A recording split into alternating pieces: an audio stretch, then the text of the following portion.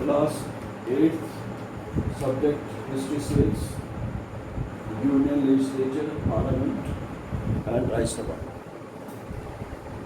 Today we are continuing with this this chapter, Union Legislature, Parliament.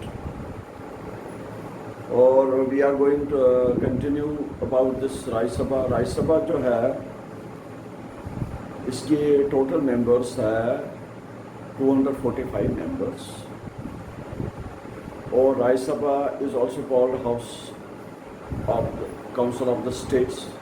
It is also called as a Council of the States. Upper House, it's also called Upper House. And out of 245 members, 233 members are elected indirectly. 245 में से 233 जो members है उनको indirectly elect किया जाता है. और 12 members जो होते हैं राज्यसभा के उनको प्रेसिडेंट नॉमिनेट करता है. ये 12 मेंबर्स वो है जिन्होंने कुछ अचीव किया है in different fields. Like you have in science, in literature, in art, in sports. So President nominates such people in the Parliament. Now the next important thing is tenure. Tenure of the Rajya Sabha, term of the Rajya Sabha. Rajya Sabha term is, Rajya Sabha's term is 6 years. And हर 2 साल के बाद 1/3 member जो है उनकी term complete होती है और नए मेंबर्स को इलेक्ट किया जाता है. और वो कौन इलेक्ट करते हैं राज्यसभा के मेंबर्स? वो राज्यसभा के मेंबर्स इलेक्ट करते हैं विधानसभा, जिसको हम कहते हैं लेजिस्लेटिव असेंबली.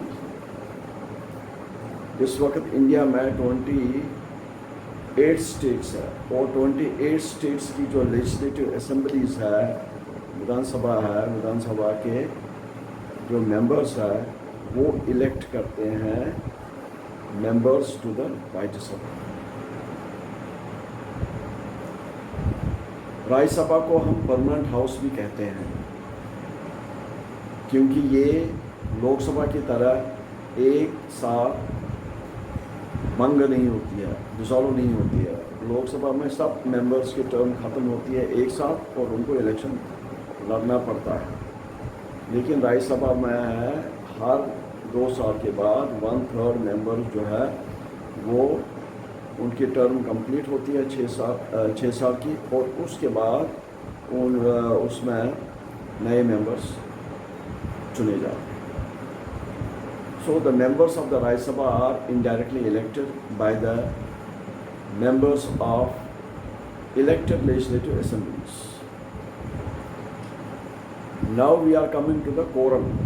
Quorum means कि minimum members कितने होने चाहिए राज्य सभा में ताकि मीटिंग चले, सेशन चले. तो minimum members जो है 1/10 of the members should be present in the Rajya Sabha. उसका मतलब हुआ कि out of 245 25 members at least should be present in the राज्य सभा. तब कार्रवाई हो सकती है, मीटिंग हो सकती है, सेशन हो सकता है उस दिन का. This is what we call quorum. इसी तरह लोकसभा में भी कोरम होता है. कोरम हुआ कि कम से कम कितने मेंबर्स होने चाहिए प्रेजेंट ताकि मीटिंग हो सके.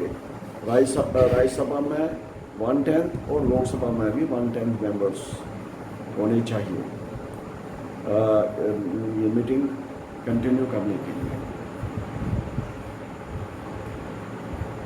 तो इसके बाद हम आते हैं नेक्स्ट क्वालिफिकेशंस. क्वालिफिकेशंस जो है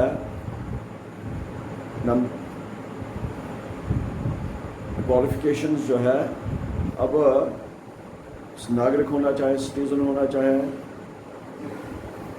और वो 25 साल से कम लोकसभा में नहीं होना चाहे, और राज्यसभा लोकसभा में 30 साल से कम नहीं होना चाहिए। और होमवर्क मैं अब दे रहा हूँ टेनो ऐप के द्वारा, और आपको टेनो ऐप के द्वारा मैं आपको होमवर्क दे दूँगा।